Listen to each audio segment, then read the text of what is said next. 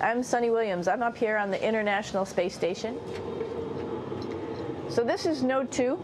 This is a really cool module. Of course, most of these modules you'll see they have 4 sides and they're put together. That way we could sort of work on a flat plane, either a wall, a floor, another wall, or the ceiling. But you know, again, all you have to do is turn yourself and your reference changes. The reason I'm bringing that up is because this is where 4 out of 6 of us sleep. And so people always ask about sleeping in space. Do you lie down? Are you in a bed? Not really, because it doesn't matter. You don't really have the sensation of lying down. You just sit in your sleeping bag. So here's one sleep station right here. I'm going in right now. You can follow me if you want. So I'm inside. It's sort of like a little phone booth, but it's pretty comfy. I've got a sleeping bag right here that we sleep in, so we don't have sort of like a little bit of a cover. We don't fly all over the place. But you know, you can sleep in any orientation. I have it sleeping, feeling like I'm standing up right now, but like you saw, I'm on the floor. But it doesn't matter if I turn over and I sleep upside down. I can't have it, I don't have any sensation in my head that tells me that I'm upside down, so it really doesn't matter. The sleep station is also like a little office. We've got a computer in here. As you can see, we've got a couple little toys. I've got some books. I've got some clothes and other things that make it sort of like home. I'm coming out. And just for reference, that's one sleep station.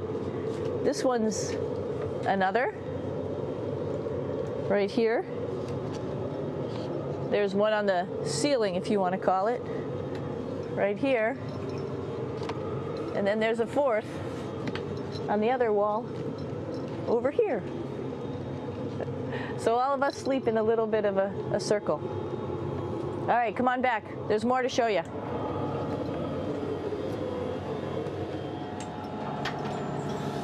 I know that there's some questions about how to use the bathroom and how do you actually live in space like normal, like at home. I mentioned real quickly about getting up in the morning and brushing your teeth and washing your face. Well, how do you do that? Well, here is the bathroom essentially. You get up in the morning and we have a little kit and it has all the essential things that you need, like your toothbrush and toothpaste and brush. See how much better the brush makes my hair look? I'm just joking. It still stands up straight. It doesn't matter where you are. It's always going to stand up straight while you're up in space. A lot of people ask about toothbrush and toothpaste.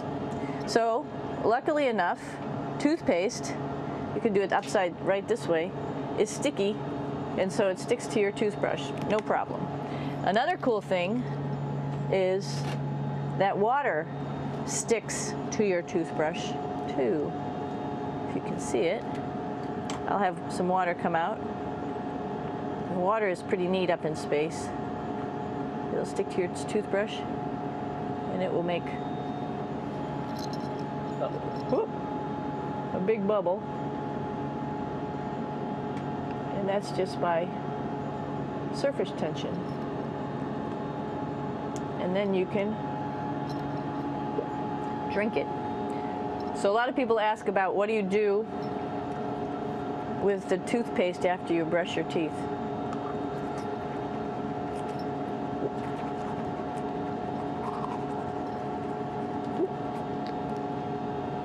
Two options. Swallow it, and it's sort of like mouthwash, but it tastes a little gross. Or you can just spit it out in a paper towel, and then you don't have to worry about it. Swallowing thing I wouldn't recommend at home. I'm only up here for 4 months, so it's not that bad. One of the most pressing questions about living in space, of course, is the bathroom. So let's take a look at that little piece of work. Come on in.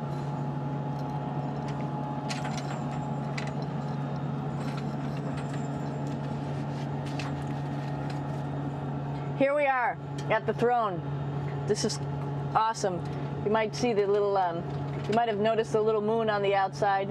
This is our orbital outhouse right here.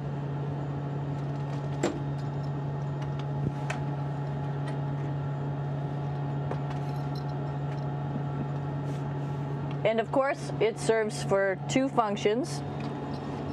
Number two, right here. I'll show you.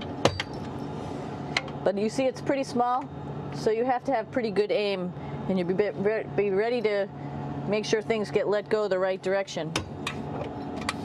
And it smells a little bit, so I'm closing it up. And that's of course for number two. And this guy right here is for number one. So they're sort of two slightly separate functions, but you can do a little, essentially both, by hanging on right here and doing number one and number two. I might add it's color coded, so you really don't get it mixed up, which is nice. This is yellows for number one. And also there's a selection of paper.